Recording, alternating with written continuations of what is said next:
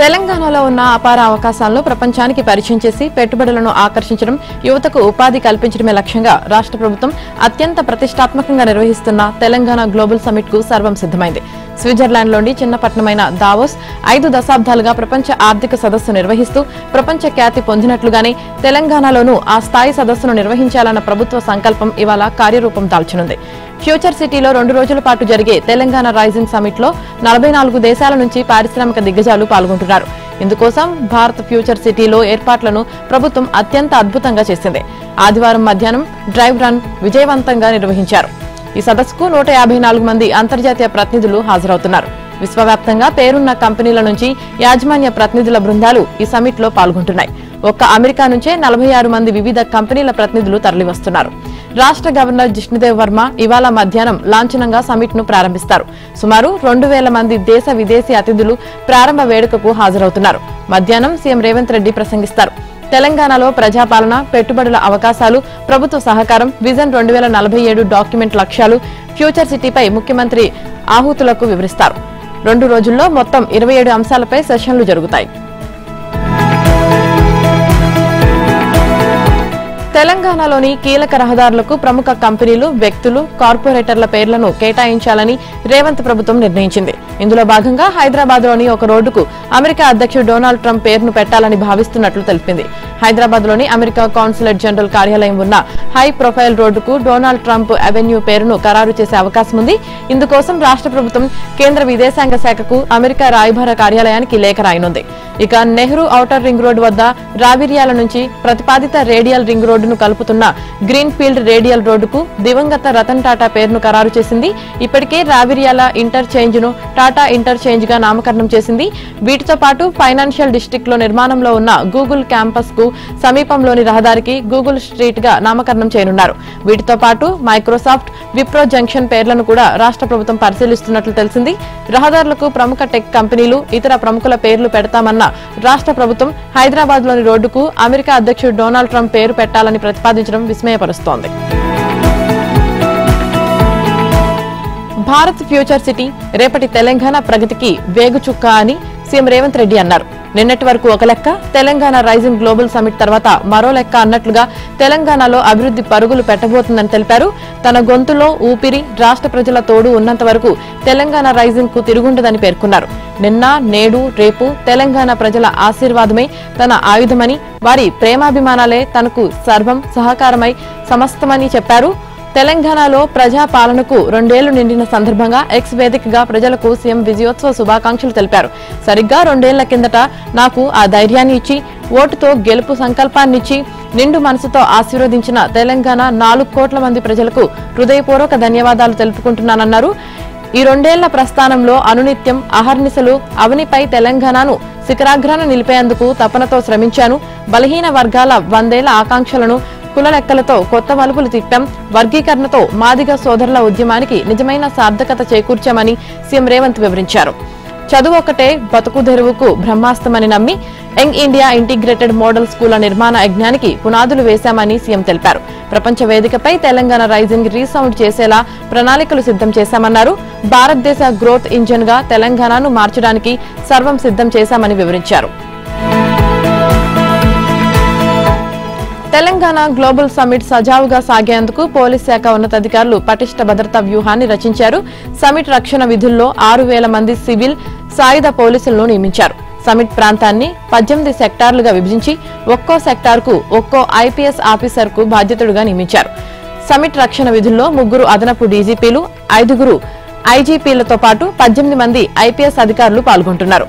అనుమతి లేని వ్యక్తులు రాకుండా, ఎలాంటి అలజడులు, ఆందోళనలు జరగకుండా అడుగడుగునా చెక్పోస్టులు ఏర్పాటు చేశారు.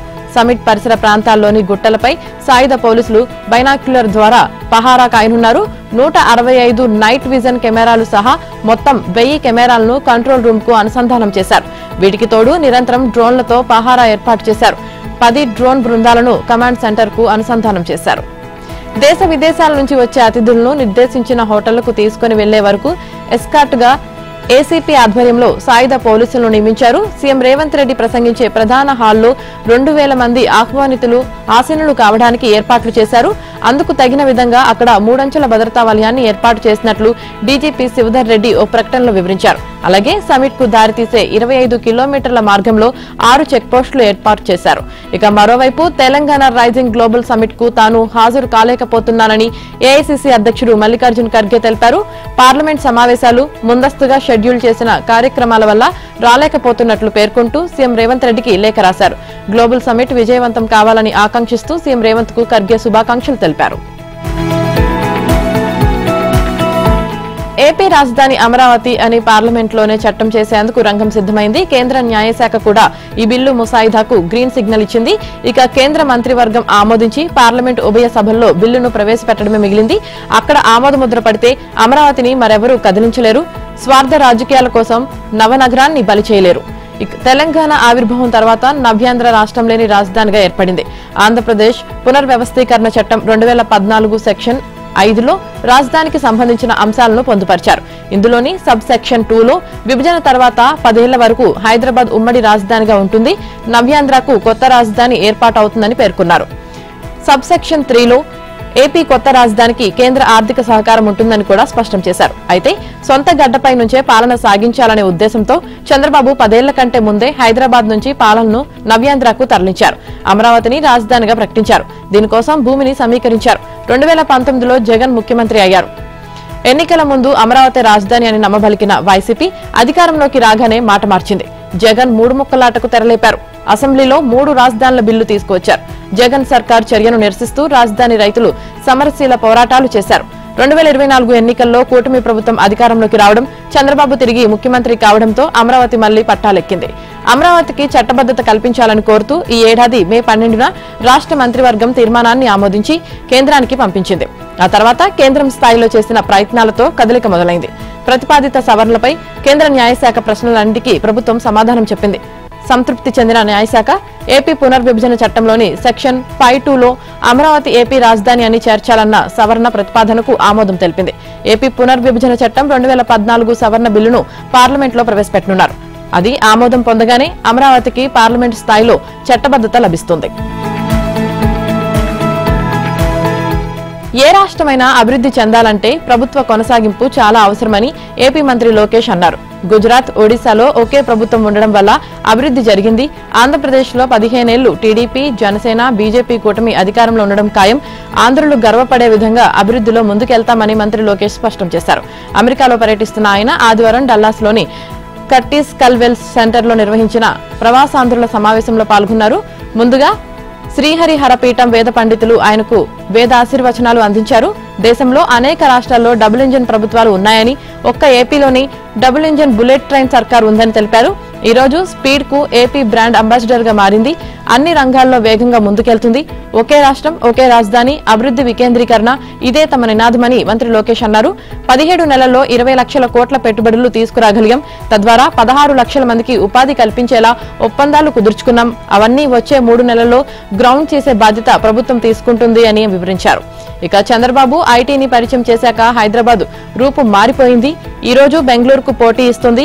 గతంలో ఐటీ, ఇప్పుడు క్వాంటమ్ టెక్నాలజీ. చంద్రబాబు ముందు చూపు ఉన్న నాయకుడు.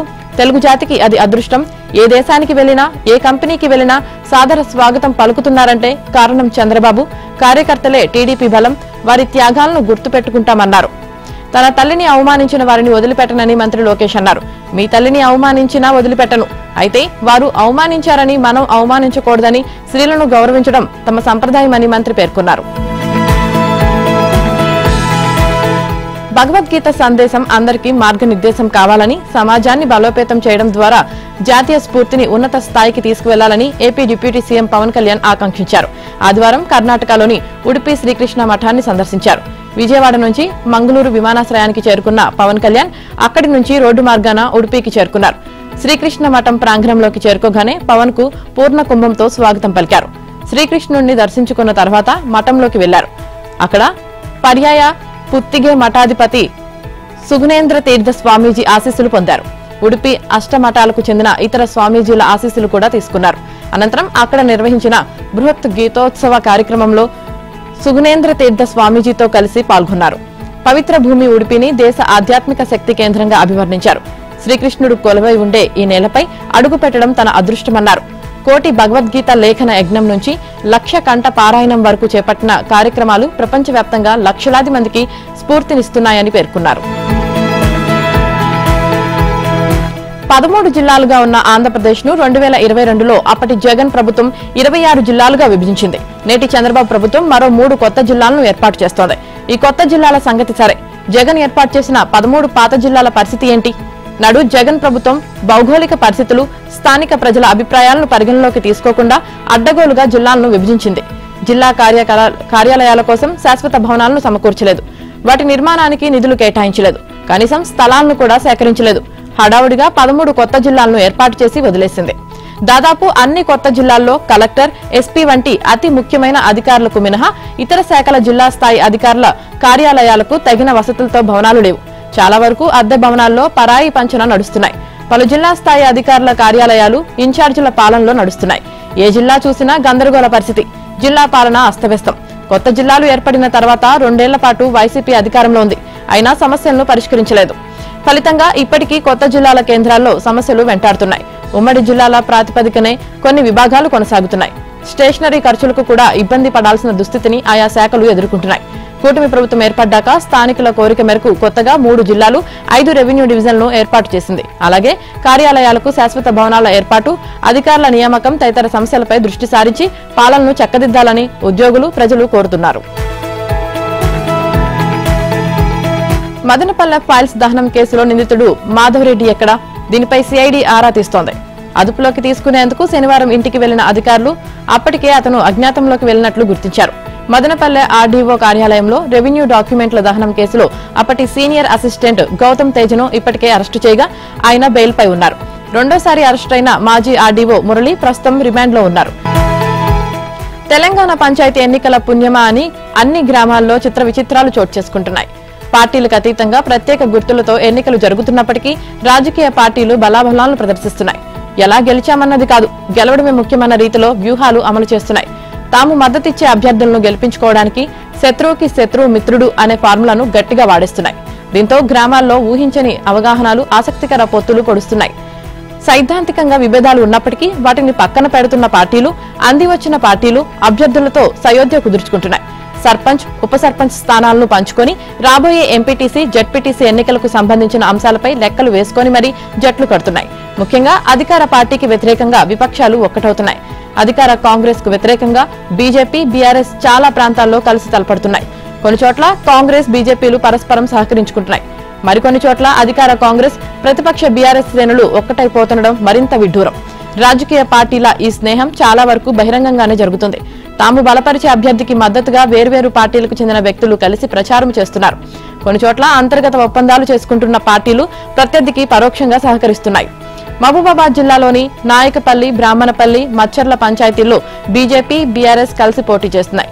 గార్ల పంచాయతీలో కాంగ్రెస్, సిపిఐ, సిపిఎం కలిసి పోటీ చేస్తున్నాయి. ములుగు జిల్లాలోని కొన్ని ప్రాంతాల్లో కాంగ్రెస్ బలపరిచిన అభ్యర్థులను ఓడించేందుకు బీజేపీ, బీఆర్ఎస్, సిపిఎం ఒక్కటయ్యాయి. తెలంగాణలో జరుగుతున్న 2వ విడత పంచాయతీ ఎన్నికల్లో ఒక్కో సర్పంచ్ స్థానానికి 4 పోటీ పడుతున్నారు. ఈ దశలో మొత్తం 4332 సర్పంచ్ స్థానాలకు గాను 415 సీట్లు ఏకగ్రీవమయ్యాయి. రిజర్వేషన్లు, ఇతర కారణాలతో 5 చోట్ల ఒక్క నామినేషన్ కూడా రాలేదు. మిగతా 3911 సర్పంచ్ స్థానాల కోసం 13,128 మంది అభ్యర్థులు పోటీలో ఉన్నారు. ఇక 2వ విడతలో 38,342 వార్డు సభ్యులు ఉండగా 8,304 స్థానాలు ఏకగ్రీవమయ్యాయి. 107 చోట్ల ఒక్క నామినేషన్ కూడా రాలేదు. దీనితో మిగిలిన 29,903 వార్డుల కోసం 78,158 మంది బరిలో మిగిలారు. అంటే సగటున ఒక్కో వార్డుకు 2.5 మంది పోటీ పడుతున్నారు. ఈ నెల 14న 2వ విడత పంచాయతీ ఎన్నికల పోలింగ్ జరగనుంది. ఎన్నికల నిబంధనలను ఉల్లంఘించి ఓటర్లను ప్రలోభాలకు గురిచేస్తున్న ఆరోపణలతో సిద్దిపేట జిల్లాలో సర్పంచ్ అభ్యర్థులపై కేసులు నమోదయ్యాయి. సిద్దిపేట అర్బన్ మండలం మందపల్లిలో ఓటర్లకు మాంసాహార విందు ఏర్పాటు చేసి ప్రలోభానికి గురిచేస్తున్న సర్పంచ్ అభ్యర్థి అర్చన, ఆమె భర్త శ్రీనివాస్ రెడ్డిపై కేసు నమోదు చేసినట్లు స్థానిక ఎంపీడీఓ మార్టిన్ లూథర్ తెలిపారు. కరీంనగర్ జిల్లా చెంజర్ల పంచాయతీ బీసీ మహిళకు రిజర్వ్ అయింది.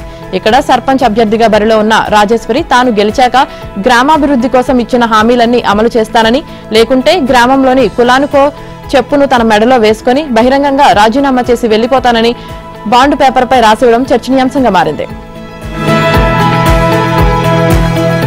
కాంగ్రెస్ వంచక పాలన సాగిస్తుందని, దానిపై మహాధర్మయుద్ధం చేపడతామని బీజేపీ తెలంగాణ అధ్యక్షుడు ఎన్ రామచంద్రరావు అన్నారు.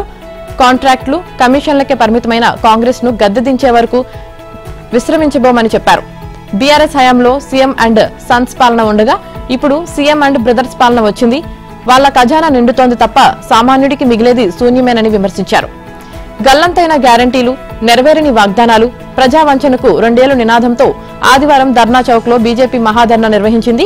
ఈ సందర్భంగా రామచంద్రరావు పార్టీ ఎంపీలు, ఎమ్మెల్యేలు, నాయకులతో కలిసి కాంగ్రెస్ పాలనపై ఛార్జ్షీట్ విడుదల చేశారు. కాంగ్రెస్ మత రాజకీయాలు చేస్తుందని, హిందూ దేవుళ్లను అవమానిస్తుందని ఆయన మండిపడ్డారు.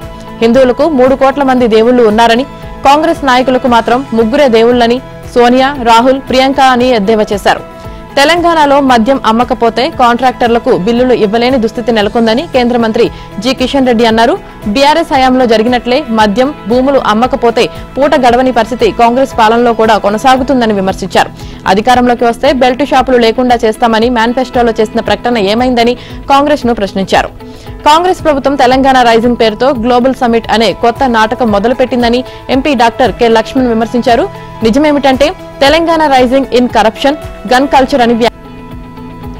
కేంద్ర మంత్రి కిషన్ రెడ్డికి తెలంగాణ గురించి మాట్లాడే అర్హత లేదని, తెలంగాణ అభివృద్ధికి ఆయన చేసిందేమీ లేదని టీపీసీసీ చీఫ్ మహేష్ కుమార్ గౌడ్ మండిపడ్డారు. కేంద్రం నుంచి వచ్చే ప్రాజెక్టులను సైతం ఆయన అడ్డుకుంటున్నారన్నారు. గత ప్రభుత్వ నిర్వాకం వల్ల రాష్ట్రం 8 లక్షల కోట్ల అప్పుల్లో కూరుకుపోయి ఉంటే కాంగ్రెస్ సర్కార్ వాటిని వడ్డీలు కడుతూనే సంక్షేమ పథకాలు అమలు చేస్తుందని చెప్పారు. నిజామాబాద్ లో టీపీసీసీ చీఫ్ మహేష్ కుమార్ గౌడ్ పర్యటించారు. సంక్షేమ పథకాలతో కాంగ్రెస్ ప్రభుత్వం ప్రజల మన్ననలు పొందుతుందని, అందుకు నిదర్శనమే జూబ్లీహిల్స్ ఫలితమని వ్యాఖ్యానించారు. అక్కడ బీజేపీకి డిపాజిట్ రాలేదన్నారు. ప్రజలు కాంగ్రెస్ వెంటే ఉన్నారని, బీజేపీ, బీఆర్ఎస్లకు చోటు లేదని జూబ్లీహిల్స్ ఫలితంతో తేటతెల్లమైందన్నారు. గత 2 ఏళ్లుగా కేంద్రం నుంచి రాష్ట్రానికి ఎలాంటి సహకారం లేదని మహేష్ కుమార్ గౌడ్ చెప్పారు. మెట్రో, మూసీ పునరుద్ధరణకు నిధులు రాకుండా కిషన్ రెడ్డి అడ్డుకుంటున్నారని దుయ్యబట్టారు. బీజేపీకి మహాధర్నా చేసే అర్హత లేదన్నారు. గ్లోబల్ సమిట్ తో ప్రపంచ దేశాలు, దేశంలోని రాష్ట్రాలు తెలంగాణ వైపు చూసేలా చేస్తున్నామని చెప్పారు. గతంలో వరి వేస్తే ఊరే అన్నవారు ఇప్పుడు బోనస్ గురించి మాట్లాడటం విడ్డూరంగా ఉందని తెలంగాణ మంత్రి తుమ్మల నాగేశ్వరరావు ధ్వజమెత్తారు. 1 లక్ష రుణమాఫీకి ఆపసోపాహలు పడి వాయిదాల్లో చెల్లించలేక బీఆర్ఎస్ చేతులెత్తేసిందని ఎద్దేవా చేశారు. కానీ తమ ప్రభుత్వం కొలువుదీరిన ఏడాదిలోనే ఒకే విడతలో 2 లక్షల రుణమాఫీ చేస్తుందని తుమ్మల అన్నారు. ఇటీవల జరిగిన ఉప ఎన్నికలు పట్టణ ప్రజల్లో వ్యతిరేకతను చవిచూసినా మళ్లీ ఇప్పుడు స్థానిక సంస్థల ఎన్నికల్లో కాంగ్రెస్ బలపరిచిన అభ్యర్థులను ఓడించండి అన్న ప్రకటనలు చూస్తుంటే భ్రమల నుంచి బీఆర్ఎస్ బయటకు రాలేదని అర్థమవుతుందని మంత్రి తుమ్మల అన్నారు. మరోవైపు గ్లోబల్ సమిట్ ఏర్పాట్లలో వ్యవసాయ శాఖ, ఇతర ముఖ్య విభాగాల మధ్య సమన్వయం అవసరమని తుమ్మల అన్నారు. గ్లోబల్ సమిట్ సన్నాహాల పురోగతిని సమీక్షించడానికి సమిట్ వార్ రూమ్ ను ఆయన సందర్శించారు.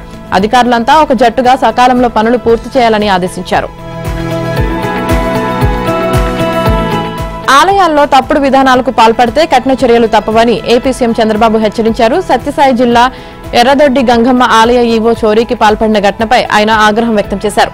సీఎం చంద్రబాబు ఆదేశాలతో ఆలయ ఈవో మురళీకృష్ణపై పోలీసులు కేసు నమోదు చేసి అరెస్టు చేశారు. ఆయనపై సస్పెన్స్ వేటు ప్రభుత్వం నిర్ణయం తీసుకుంది. ఈ క్రమంలో సీఎం చంద్రబాబు ఘాటుగా స్పందించారు.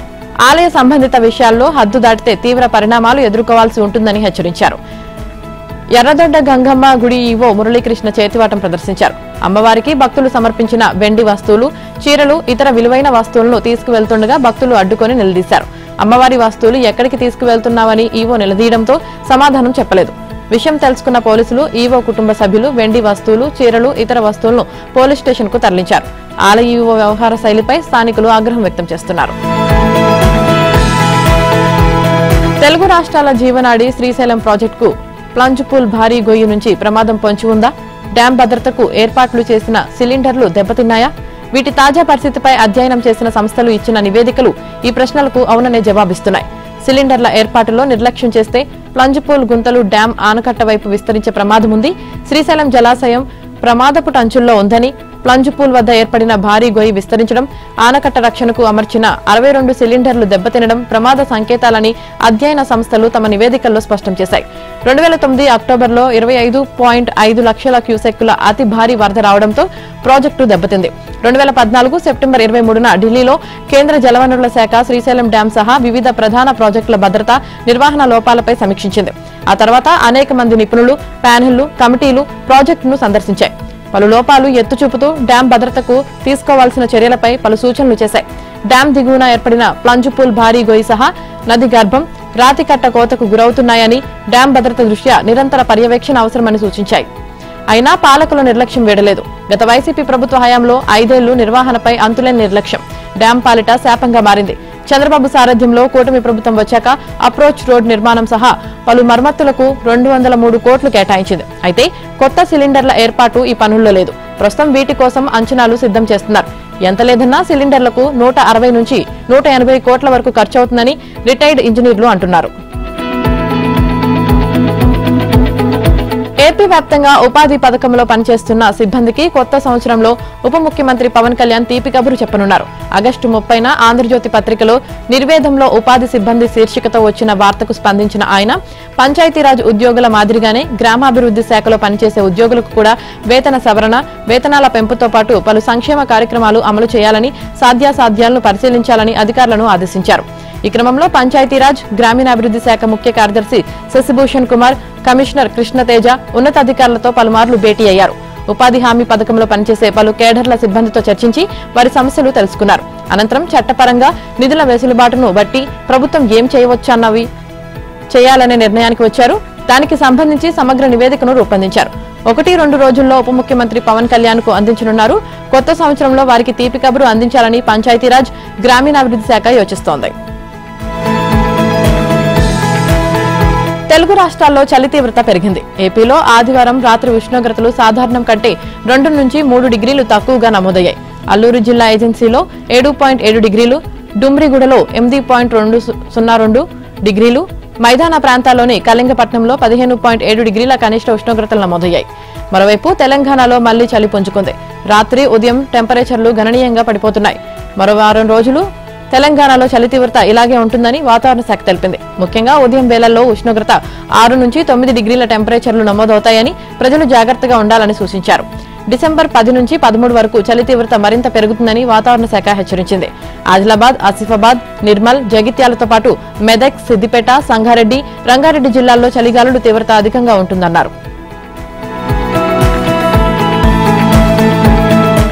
వందే మాతర గీతంపై నేడు లోక్సభలో ప్రత్యేక చర్చ జరపనున్నారు. వందే మాతర గీతం 150 సంవత్సరాల వేడుకను ఈ ఏడాది పాటు నిర్వహించుకోవడంలో భాగంగా ఈ చర్చ చేపట్టనున్నారు.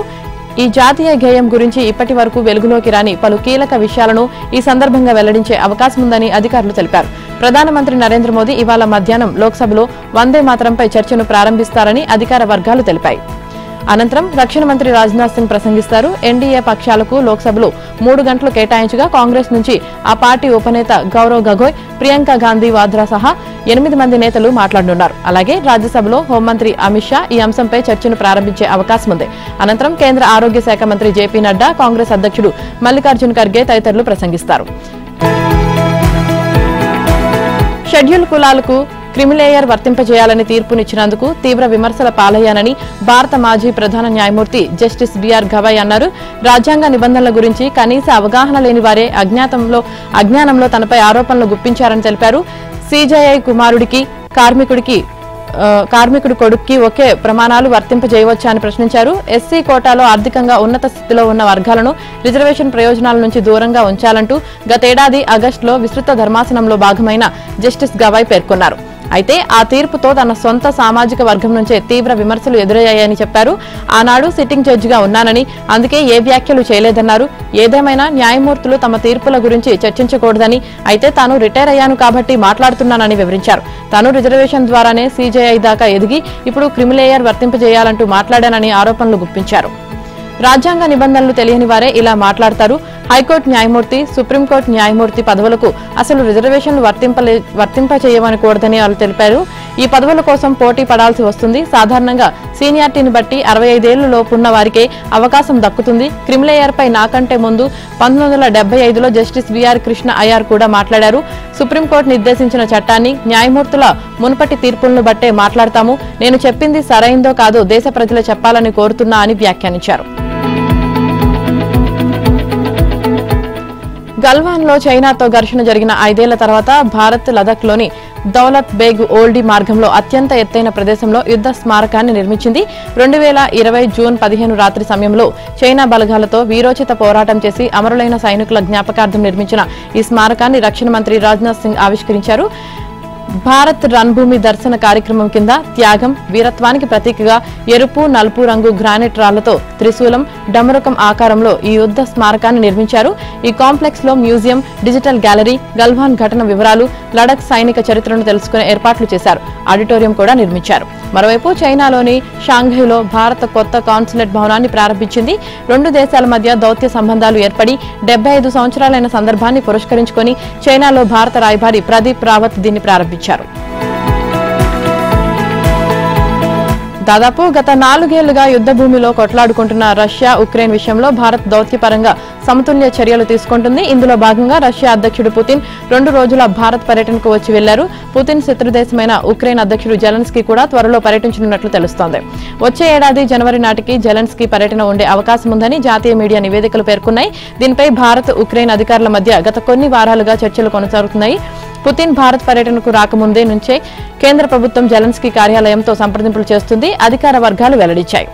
యుద్ధంలో ఉన్న రష్యా, ఉక్రెయిన్ పక్షాలతోనూ సన్నిహితంగా ఉండేందుకు భారత్ ప్రయత్నాలు చేస్తుంది. గత ఏడాది జూలైలో ప్రధాని మోదీ రష్యా పర్యటనకు వెళ్లగా ఆ తర్వాతి నెలలోనే ఆయన ఉక్రెయిన్కు వెళ్లి వచ్చారు.